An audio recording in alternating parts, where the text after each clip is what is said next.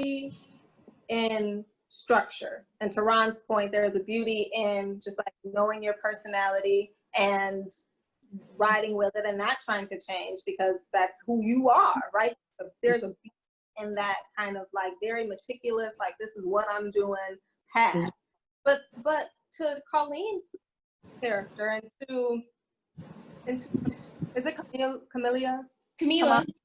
And to Camilla's point, there is a beauty in abandonment that we're seeing with Colleen. You know what I'm saying? Something about her life that almost on every level she has been abandoned. Even though she's taken care of, still, since it's not abandoned like she's on the street can't eat. It's not that type of abandonment. It's an abandonment, and it is a pathway abandonment that she has no structure. She doesn't know what's going on at all. She's the complete opposite of her sister. And I think there's a beauty in that journey as well, right? So it's kind of like, can those two paths, can those two personalities coexist? That's what I think these first pages kind of, that was the main question that was brought up to me. Can the beauty of abandonment and the beauty of structure and organization coexist in the same space ever? Yeah, she definitely sounds like an incomplete, emotionally unfulfilled. And I remember reading something about that. She said, oh, because Shioma family, and she started kind of describing the family member and how she referred to the picture frame. It was very interesting. And I also just wanted to point it out, Barbara, that when you was talking about the family mapping for her, like a Shioma marriage, I was thinking that more is like more cultural. Like I know in some places, in some country in Africa, you know, marrying is still get arranged, right? Like she mentioned that they made to her aunt, I believe. So maybe their aunt that connected to me and they made, you know, he's probably was worthy and she needed a husband. Like it's just like that's what I was thinking. Like it didn't surprise me the way you described, but that was interesting perspective.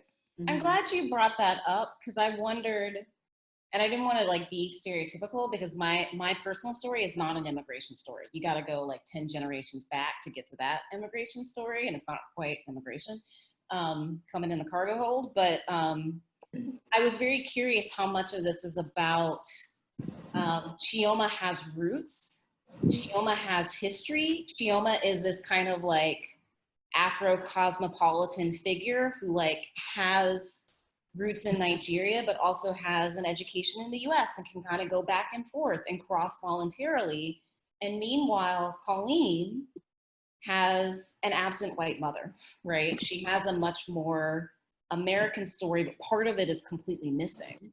And, you know, she makes that comment about like, and these freckles that I have, which I thought was like a beautiful detail to bring up, that there was something about Chioma's sort of like dark skin that gives her some sort of brooding in a way. And she's like, I have this funny facial feature that in many other stories told in the US would be like, that's the thing that gets you to the top. And for her, it was this like discomforting thing. And so I was also sort of curious how much that might kind of play into how these two characters are shaped and how they interact with each other. Because in some ways, Colleen only has parts of a past that she knows, her father, but he's dead while she's very young. And then a future that's very open-ended that she's struggling to kind of figure out what that is. And she almost seems to have a much more established sense of herself, both past and future. But the identities are like kind of confused because Shioma is the one with the straight hair, with the relaxed hair. And the other one is with the afro. I'm like, what happened? Like we kind of going back and forth. Like I was suspecting that Shioma would be the more like traditional looking African woman.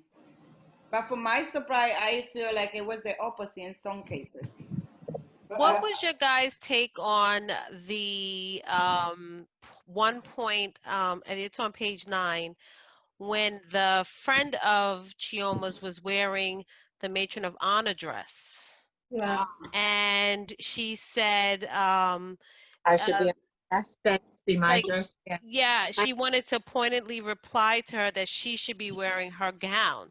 And that kind of like stung me. I mean, I don't have any brothers and sisters, but it reminded me of selecting that person to hold that honor. And as much as Chioma was being controlling of her sister, I kind of felt like, why didn't she choose, even culturally, right? If we went to just straight tradition, and I don't even think it has to be culture, but if you went to tradition, that person you called your sister would be the matron of honor, or you know. And I thought that kind of hurt my feelings. Yeah. I was sitting there like, wow, like I tried to go into her eyes to empathize with her seeing someone else walk her sister, who she looks up to, wearing the dress that she thought she should be in. And how does she express that to her sister at some point? You know, I was kind of like, I was really hurt with that. No, Jennifer, no, I agree. It was just like you said, a series of just hurtful interactions, and even with the couch, they just, they just took her threw the couch away. Yeah. Yeah, and it was actually the husband that brought the couch back. It wasn't even the sister that even understood, Right, the husband understood. So that right there made me like, that's why I was like, something about Ken and this marriage. Yeah, but they don't even have a relationship, Ken and Carlene.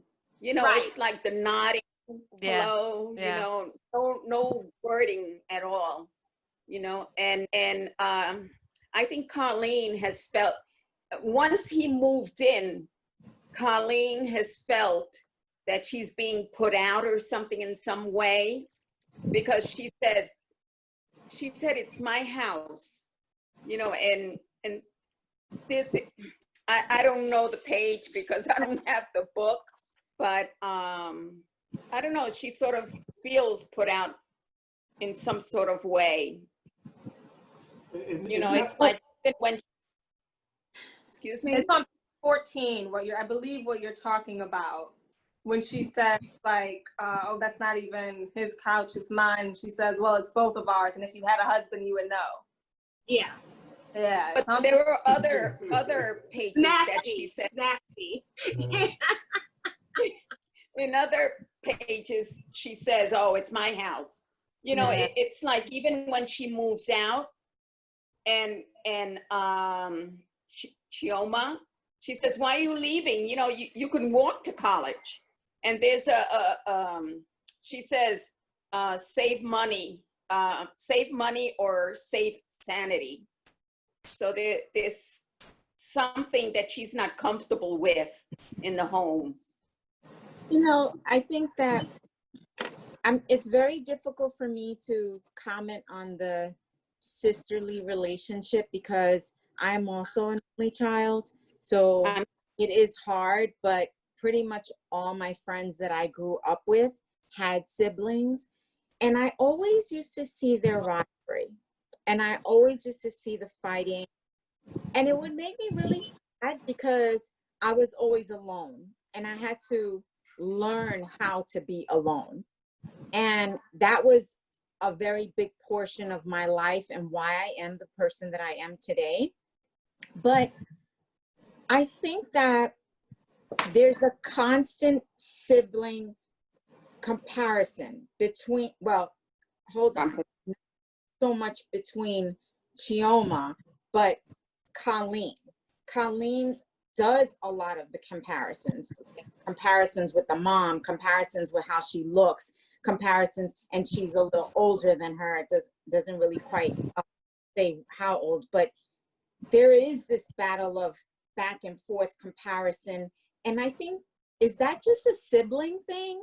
Or, I mean, I know it goes deeper than that, of course, but I'm thinking, is that a sibling thing? Is that what sisters, siblings, but and in this case, siblings do to one another? I don't know. Well, I think like what Brandon said in the beginning on page 5, Colleen just doesn't know what she's destined for. So whether it was a sibling, it could have been, Chioma could have been her aunt, for God's sakes. I think it's just the love that she has for Chioma because she was raised with her, and she's just trying to measure up. Yeah, she looks up to her. Yeah, she definitely is just trying to measure up to her, where Chioma probably doesn't even really realize how much Colleen like that feeling of, and maybe she does, and she doesn't even care. She ignored it for so long because her life was structured to, I gotta go to school, I gotta do this, I gotta please daddy. Oh, sorry. So I think for Colleen, she just didn't know how to measure up. I want to add to that, and what Camilla said earlier. Early on, she found out that she felt that her mother didn't want her, and she left, I think, the day after she had her, and left a note that said, "I'm sorry," and then left the note on top of the stack, like, what is it, $10,000? And to this day, those Colleen said the money's still sitting there in the savings account collecting dust and interest. So from the very beginning, I think she had issues, you know, just thinking, hey, my mom didn't even want me. Right. Yeah. But you know, I know in my heart that you guys may not like Chioma. I know it. I feel it. But I also want to say that let's talk about her for a minute. She may not, what Jennifer just said, she may not know how to be, right? This is how she is. This is all she knows. Her dad said, this is like, or Felina, your dad, this is what you're going to do. And this is it, right? So you have that walk of life. You see it. That's your goal. That's where I'm going. I don't care how it makes anybody feel. It may not be intentional. It may not be intentional. She may not say, well, I don't care about my sister. But the one thing I will say, she does make it her business to say, well, your mom didn't care about you. And this is like, she does do that little bicker. I get it. Like, I'm okay with that. But I also feel like, what if she doesn't know? What if she doesn't know she's hurting her feelings? Right? Like, me and Jen have this conversation all the time. And she says, listen, I don't know if I'm hurting your feelings, but you know what? It may not be the way I'm portraying it. I mean, it's not intentional, but if I hurt your feelings, tell me.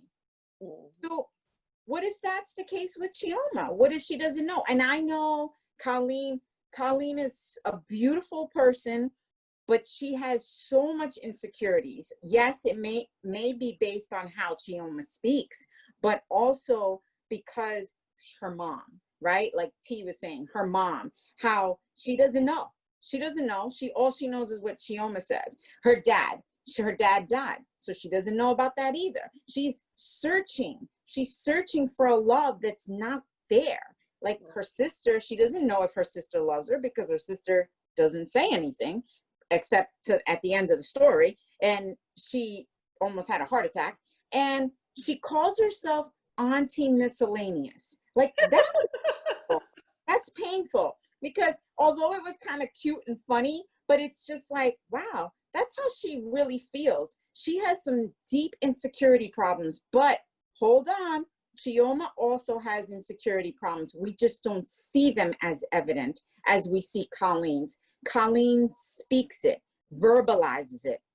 Chioma doesn't. She may not know how to because she's so strong. This is also told from Colleen's perspective, right? So we're only getting, that's the I. And if we can maybe tie together or address maybe two things you've mentioned, like going back to how important is this, that it's a sister relationship. It's not an aunt-niece relationship. It's not a mother-child relationship. It's not something else. I think there is something very specific that's going on by it being sisters and not just to treat two women who are roughly contemporaneous in age. Speaking as an older sister, I just want to offer that, and an older sister who is stereotypically the one who had her life together quicker and is more stable, there is something to the way that the author has drawn this relationship where the older sister who happens to be a little bit more level-headed and stable is kind of clueless. Right? It's the person with the least amount of power in a relationship who normally can like actually diagnose the person above them who is slightly unstable or who has more of the issues. It's the person who's a little bit more powerful or more stable who kind of doesn't really understand that, like, I thought I was just like tapping you. I didn't realize I just accidentally slapped you. Exactly. Right. So I think like, I think I really like the way that you brought up what's going on with Chioma's perspective, which we literally are not getting because that's not the perspective of the story, but also offering that there's probably more space for empathy than certainly I, as a reader, picked up, because even though Colleen's story is so not my story, I'm like, I got into the I got into the subjectivity and went, you crappy older sister, why are you doing these things to her? And then I think also, to your point, there are these moments where it comes through, whether it's the way that the conversation did start off with many people in this space who were speaking sort of saying, it seems like she has Colleen's best interest in mind. Or the thing that stuck out with me is the end, where it's like she tried to throw her a birthday party and Colleen didn't show. Or like she was trying to make her something to eat and like had no idea what Chioma actually was making for her. There is some love and care, but for whatever reason, which I feel like isn't actually truly explained, it's just, you see the disconnect there. So I think you're right that there's more going on with Chioma. It is probably her version of care, even if it's not what Colleen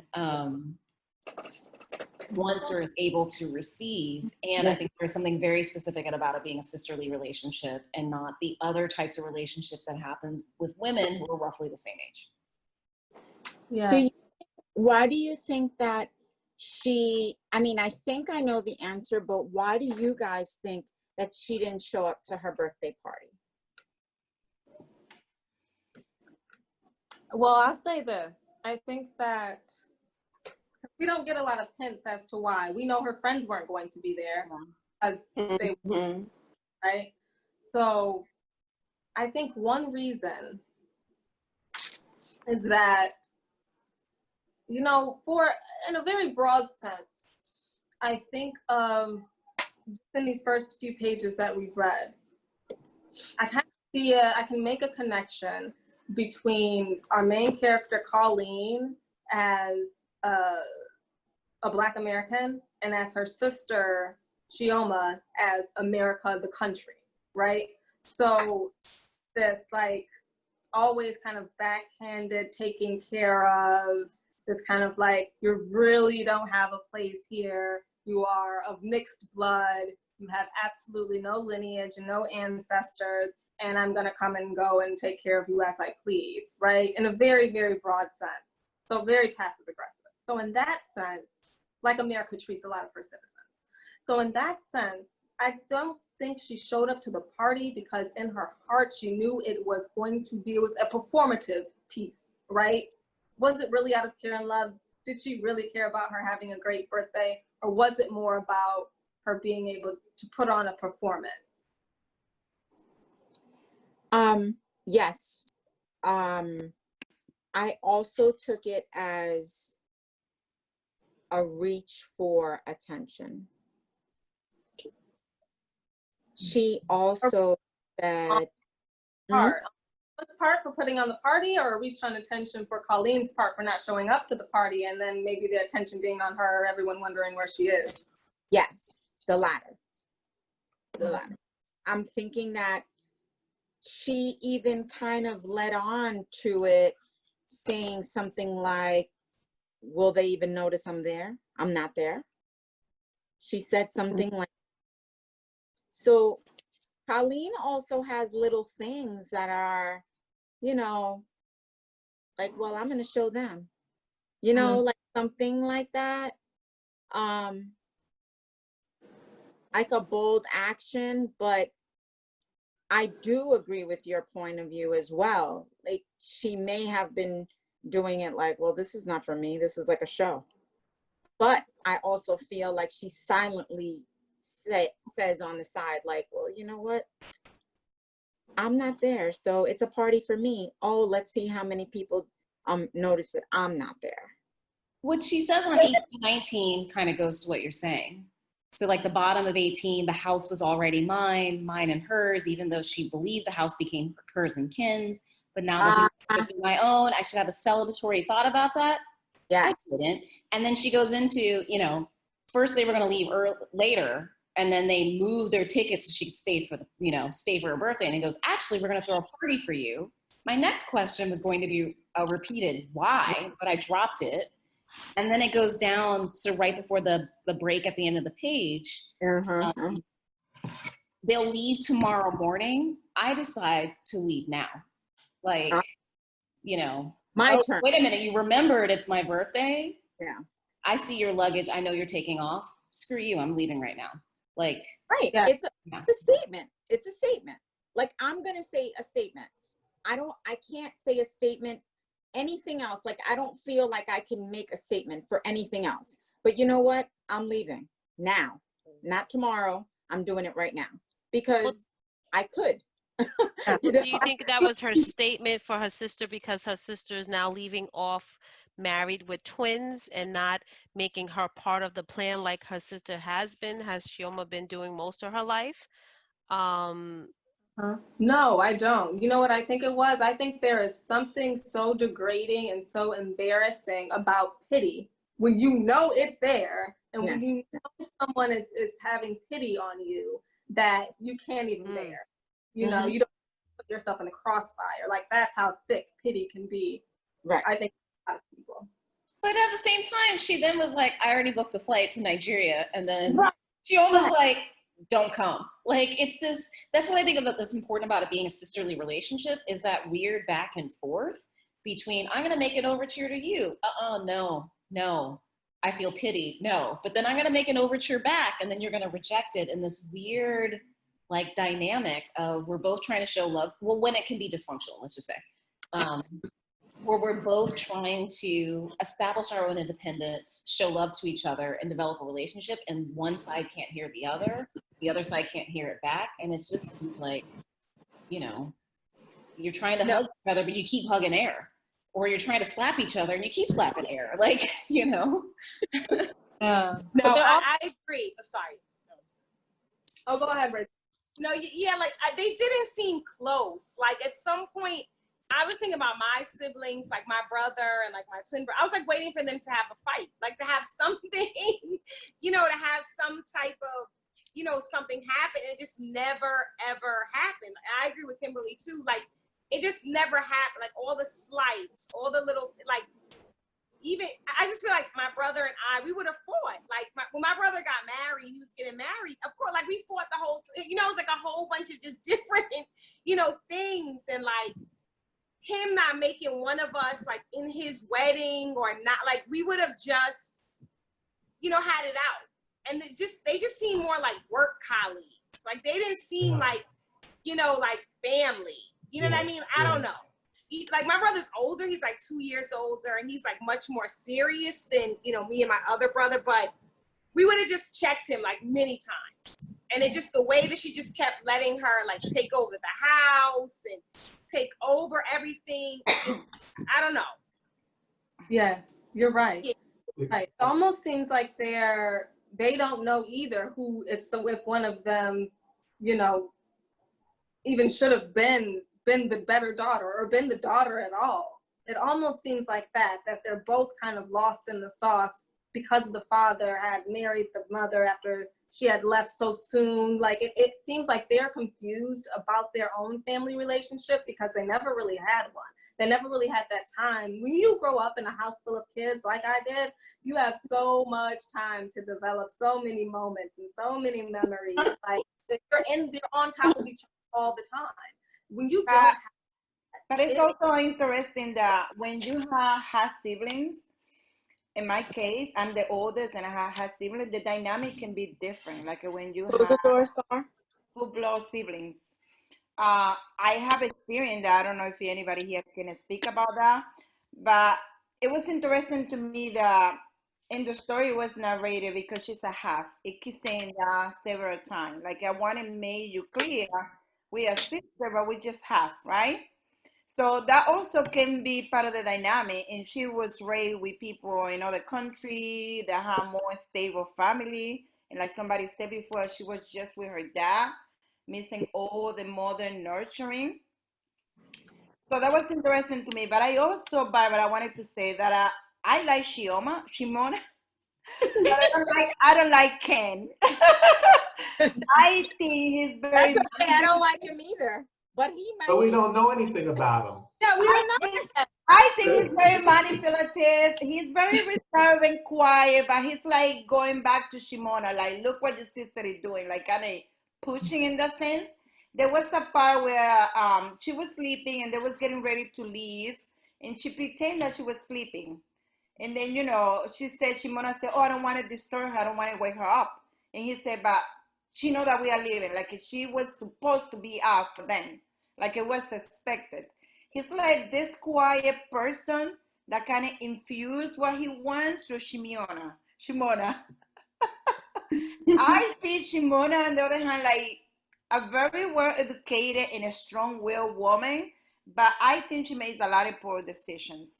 And that's my like the idea with the dress. I think that was a very poor judgment, and that she didn't really thought of that or kind of consider how the system might feel. It's like she come across being so prepared, but she's also, like somebody already said, I'm missing a lot of the little details that a regular person common sense should have. But we don't know But I think Shimora. We don't know it's what also like blending. We don't know what Shimora has told or what her part of the family knows about Colleen.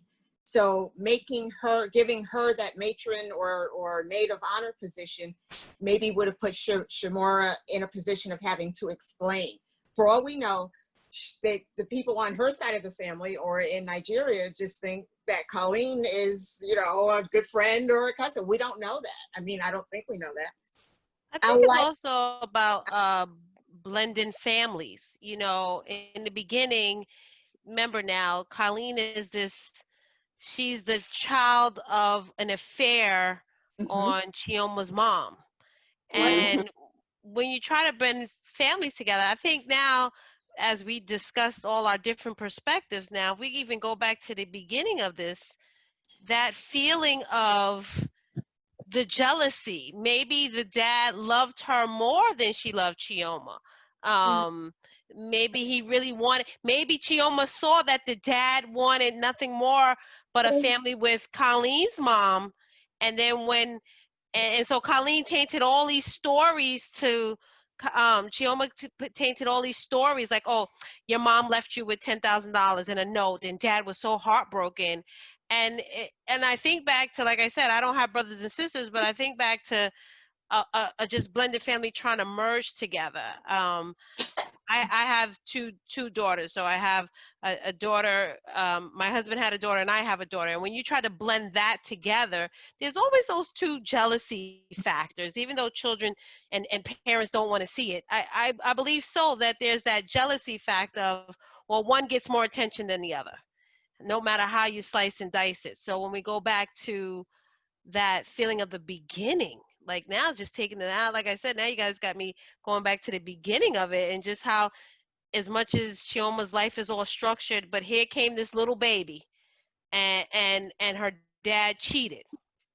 Or there was the affair, the love child in a sense, but now she had to raise her. So it's like a gift and a curse.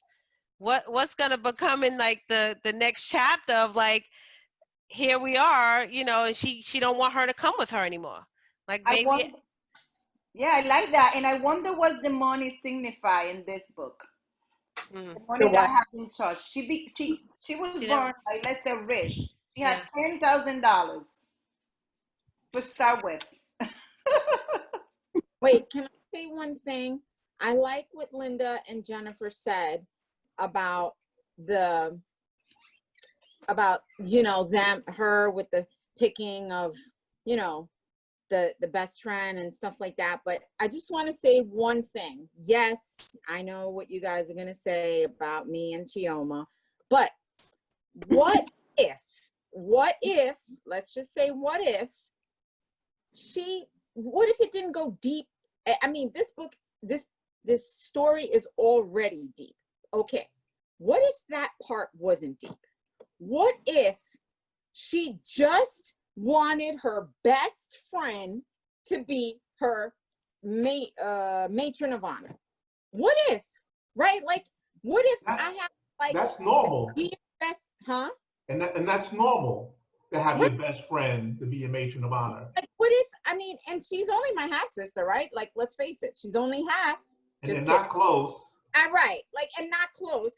She's still in my wedding. I'm saying, like, that's such a difficult thing to do when you're picking maid of honors and all these people, bridesmaids in your wedding and stuff like that. But what if it wasn't as deep as we're creating it to be? What if she just really, really wanted her best buddy, her best girl, to be her matron of honor? And that's it. Like, she still had Colleen in the wedding. I know it's a deeper feeling for Colleen, because Colleen is looking like, really? I should be in that dress. I want to be beautiful. I want to be number one to my sister's life. I want. But again, she almost probably like absent-minded about this whole thing. And she's like, no, but this is my best friend. Like, we've been through all this together, right? I don't know. Like, we've been through all this together. So what? My sister, my half sister, is still in my wedding. Well, it immediately goes into Colleen saying, I didn't realize that it was basically over after that. It turns out Chioma moved to the US and moved to my house. Like, they clearly weren't that close if the immediate next thing is, oh yeah, then we came back home together, Colleen's home, and she took over the house I was living in, right? Like, I think the story supports what you're saying. Yeah, for sure. What did you all think about kind of that really short second part, True Perfect? I thought a lot of the prose was really beautiful, especially on page 32, like right in the middle when it says, it's in how you hold me and how you're holding me now. You make me embrace easy and natural, but terrifying, like jumping on a trampoline or floating on an ocean without a boat nearby. Like, some of this prose is so beautiful, but like, who is talking to who? Did anyone catch it? I thought she was talking to Ken. So can I just say something about the book? The book may not be continuous stories. So each chapter may be a completely different story. Yes, that's what I thought. So just keep that in mind as you're reading through the entire book, that is a book of short stories, and oftentimes they are not connected. I didn't think it was connected at all. It seemed like it was two men to me. It did? What did you say, T? Is it two men in that story? I don't know. Yeah, I read it, but I couldn't seems tell. like two men. No. That's clearly speaking how she feels for a man, I think. Oh no, I went back and read it again because it seemed like two men. Really? Yeah, I didn't get that vibe at all. In fact, I kind of thought that it was great the way that they sort of flipped it, because in a typical situation, it would have been the guy who would have been thinking, okay, I got to get out of this because this is just, it's too much for me, and going to get the pack of cigarettes and not coming back again. So I actually thought that it was kind of neat that it seemed to be the woman who just couldn't handle all of this perfection. Mm-hmm. Yeah. I think she was guarding herself. Yeah, there seemed to be a comparison between her and the mother. Yes. The mother has had a terrible relationship, and now that she has found, to me, a perfect man, the mother still doesn't believe it.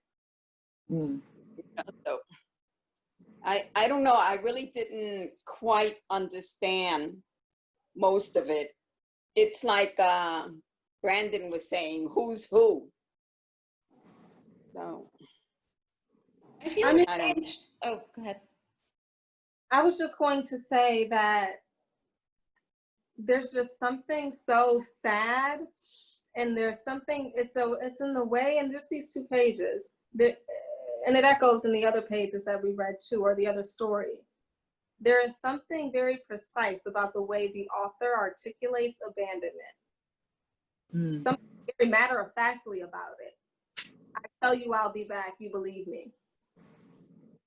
I was kind of going in the same place, that like, I interpreted it as, because I remember reading the description that it's linked stories, but not necessarily same, continuous thing.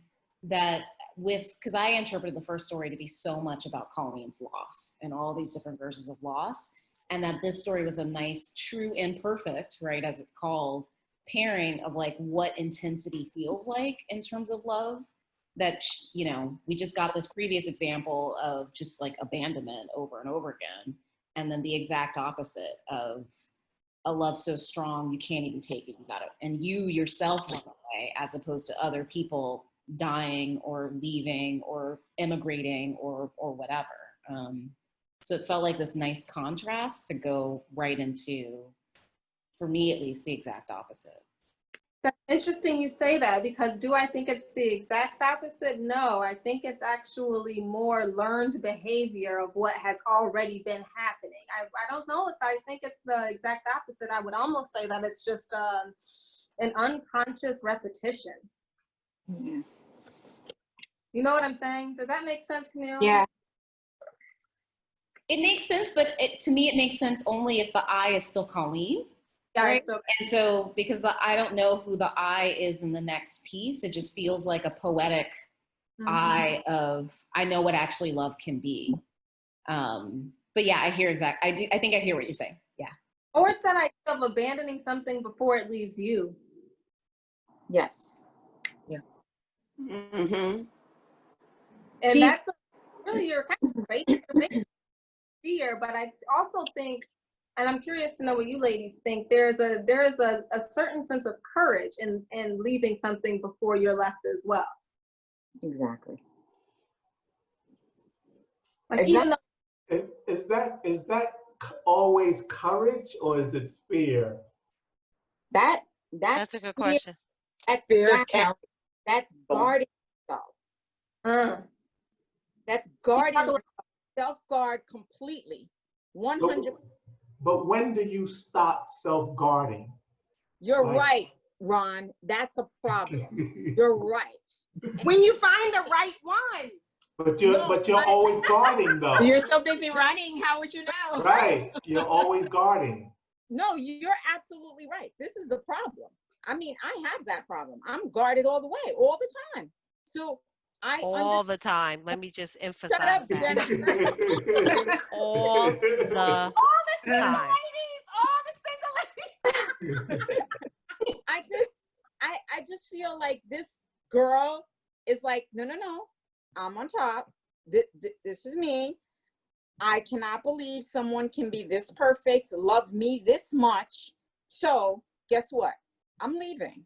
So don't get any ideas about this is forever. And then what Brendan said, how she leaves. Oh, and he believes me. Like, that's it. I'm making my statement right here. That's it. And I think she just blames her mom for not having self-love, mandating, waiting for love from a man. It's almost like I look down on you. Like, how can, like, this is what it even says it in the thing. Maybe she has what I have now, and that makes you want me the way you do. Like, so that woman, the dad had the other woman, and her mom is like, oh, but why does he want him? Why doesn't he want me like that? And the daughter is actually the opposite. Like, don't wait around for this guy to love you. Are you kidding? Like, you love yourself.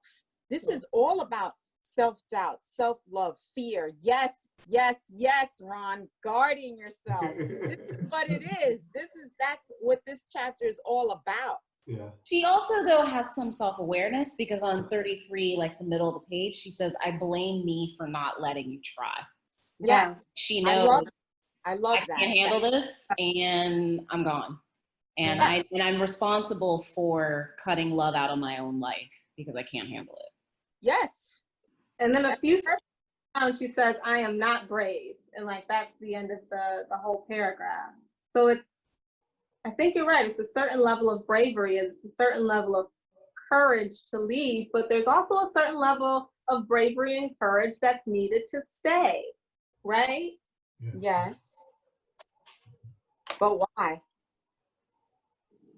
Because you want love. Get out of here, Ron. That's why you stay, though. That's why you put up with. Yeah. I don't think people want to be alone. I think love comes in different shapes and forms. I agree. I'm just speaking of it as it relates to this story and the kind of narrative Because we're she building says around something it. like, she said, I blame my mother for wanting happiness from someone other than herself, for not seeing beauty, joy, and timelessness every time she sees her own reflection. And so that's deep. Yeah, but that's also a modern way of thinking. So, like a daughter, like our age, might think that of her mother, but back then, moms were expected, or women were expected, to get married at a certain age. They weren't expected to find happiness within themselves.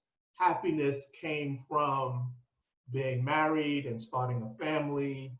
So this generation can kind of look critically at the previous generation, but I just think the expectations are different. You're right. Well, I think people put too much independence on themselves when they're in a relationship, and they forget about leaning on that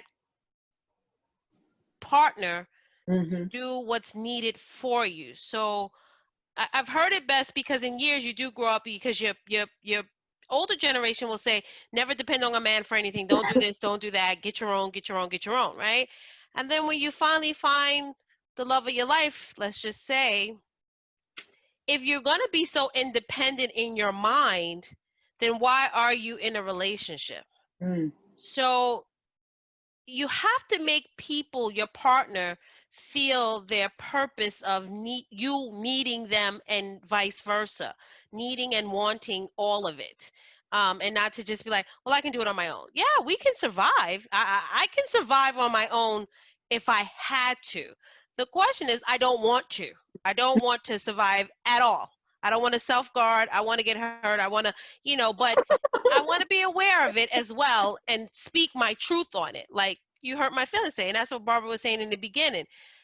I might deliver it hard. Like, nope, this is not working today. But my intentions is not to hurt your feelings if I care about you. And I think that's just like that awareness of our parents and things like that. They work so hard to be the mom, to put food on the table, and do the homely life thing. I actually self-reflect on that now from working from home in these Zoom meetings, because now I'm feeling like I'm in that generation of things. I'm cooking and cleaning so much that and I love it, actually. I actually love it. I didn't realize I would love it so much because I've been working all my life out of the house. So now I'm finding a different place at home and self-reflecting on that, or looking at it from the older generation eyes, to say, you can do this, you can be this woman, you can love and do all of that. That's beautiful. I'm sorry, I just want to talk thing. I really like what you just said, Jennifer, and I think that for these first few pages, one really big theme is home, right? And what it means to have it, not just necessarily a house, but like an actual home, a place that you can call home. I think that there is something about the idea of having a home and having a place in the home that is so critical to happiness, that when you don't have it, it can breed that type of confusion and that type of kind of lost journey that we were talking about earlier. Yeah. Colleen had a home. She just didn't have a place in it. Yeah. Yeah. And then the second kind of chapter, the I, they didn't feel necessarily lost. They just didn't feel at home. And so they left. Do you think that she didn't feel at home? I think she was just scared. She's just scared to love again. or to love, period. Like she's just feeling like, I do believe what Ron says, that you do believe, like it's a different generation. Like people right now are very quick not to get married, very quick to say goodbye, very quick to be guarded. Back then it was the meaning and the purpose of your life is you got married, you were, this is my husband, this is what it is. Like everything was more based on you finding your husband and catering to that and being there for many years, whether you're happy or not. It's just, this is the way it is. Nowadays, it's not like that. People are more like, okay, well, maybe I'm just not going to get married. Maybe I'll just live with him. Maybe I'll just, and everything that shifts away from structured life, the fear of getting hurt, fear of all of that stuff. It's just, okay, if it's only me, then that's it. That's how I see this person, this girl. If it's only me, I cannot get hurt. No one can hurt me. So I'm going to just stay right here. This is a perfect guy. This is Mr. Perfect. How can he love me? But it's okay. I'm going to let him go, which is also a brave thing to do because you may not find that love again. But I'm scared. I'm scared. So I'd rather just be scared by myself. I'm going to stay right here in my solitude and be scared. And it's okay. I'm not going to be like Jennifer. I'm not going to be like this. Like, I want to be scared by myself. I don't want to be hurt. That's what I think. Anything to add? Huh? Does anyone have anything to add to that idea of like being scared alone versus being scared with someone else? I just find it fascinating the way you're speaking, Barbara. It's like some sort of way of self-protection. It's like a little bit like cocoon kind of thing. Yeah. That in some way kind of take you away from life, to be able to explain to other people what you're feeling. Like you, your own identity, you only your own thing. Like I'm my own. Like you know. And sometimes people are not ready. And I'm sorry, my dog is barking. Sometimes people are not ready because they probably don't know that they are doing that to themselves. Like not be able to kind of open up and kind of some sort of like rediscovery and kind of outlining what they are. And that's like the safety way to go into things. Like probably the person is not ready. Sorry, what if she was hurt before? Say that again? What if she was hurt before? Yes, that can be a possibility. Again, that is part of kind of self-protecting. Yes. I feel like open up is really important of what you said, because there's a difference between being, what did she say? Like stand up erect, like a soldier or something, an independent woman who's still open-hearted. And then there's being out in the world with your armor on, who refuses to let anyone in. I love it. Is doing that in this self-protective way, but that forecloses any type of intimacy. I feel like those are two different things. There's one thing where you're like independent, but you're open into the world. The other thing where you're like independent because no one can get in because you're too scared of like true intimacy. So I feel like the openness that you're talking about is like really important here. I was really struck at like 2 sentences later where she's like, I left with my essentials, my car keys, and my wallet. And I was like, there's no love in that essentials. That's kind of interesting, right? Many people think that love is kind of an essential thing to deal with in life, but no, car keys, wallet, I could escape and I can pay my way, is what she says. Exactly. What was that part that you were saying? That part, where was that exactly? The one about the armor? Armor is the word that she used. She says, I get up off the floor and stand erect as if I'm a soldier ready to salute you. My head held up. That's on bottom of page 33, like third to last paragraph. But when I'm thinking about my own life, I often think about, am I am I doing things because I put on a certain amount of armor to protect myself from the world? Or am I doing things because I can meet the world in this open way and I'm not afraid of getting hurt? I've been talking to some friends lately about, I feel like society has this very like masculinist definition of what strength is. And I think it's actually stronger to be really empathetic and cry and like face things openly than to be the person who like puts on a mask in public, doesn't show emotions, but then has like no real intimacy with people or never really shows their true colors. And I feel like the real strength is to show up with your own vulnerability. Oh yeah, that's me and where I am right now. And I feel like where that mentality I have right now is kind of a critique of this very character and what it's doing on that page. But it also has to do a lot with the different stages of development, especially we women. I'm going to speak for women. Sorry, wrong. Women and men, we kind of transition at different stages in life. At a certain age, you need something. Like when you're in your 20s, might be about friends hanging out. I don't know.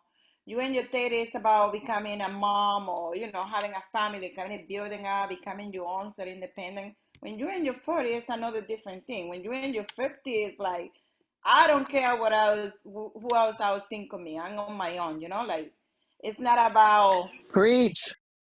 I'm sorry? No, I was just saying, it's Marta. I'm sorry. I was like, preach, girl, because I am barely 40 and I'm still there. Like, I don't give a fuck. I don't care what. It doesn't matter what you think. I'm going to live this life no matter what. I don't care. Then kick rocks. The too bad. Like, yes. Sorry. Yeah, that's me right there. Like, my folks, they criticize me so much. And I'm like, who cares? I'm going to be 49. Like, so I think that also can be like a kind of variable here. I think for me, for being a loner, not having siblings, that when I got to a place, I think like you say, you know, you get to a place where you're like, whatever, this is who I am. I mean, I think like as Brandon says, being home. So like in home, I'm yelling at everybody though. Like, and I don't care. I don't care what they say, right? Like, I don't care. But I think for being alone, I found out when I got older and like listening to how, like, like I said, that love space. I want you to see my vulnerability. I want you to see that I care. I want you to know you hurt me, and you will know. Though, see, that's the difference, though. Like, I'm not gonna let you not. Like, I'm not gonna say it just today, and you think I'm over it. Like, no, you're gonna know probably for the rest of the month. You hurt my feelings. 20 years from now, I swear, 20 years from now, you be like, do you remember on July 15th, 2020, when you said, yes, I agree, girl. I agree. So it's just like, you know, I like what, Camilla, I'm sorry, did I say your name right? I don't want to butcher anybody's name here. You saying as you reflect on Camila, and how you reflect on putting this armor on. Like, I mean, I know it's in a book, but that was really touching. Just like you could have said that, not even us reading that. And I think we're so guarded in our 20s and coming up as women because of how it is. We already have an armor on. I think we're gonna have an armor on regardless.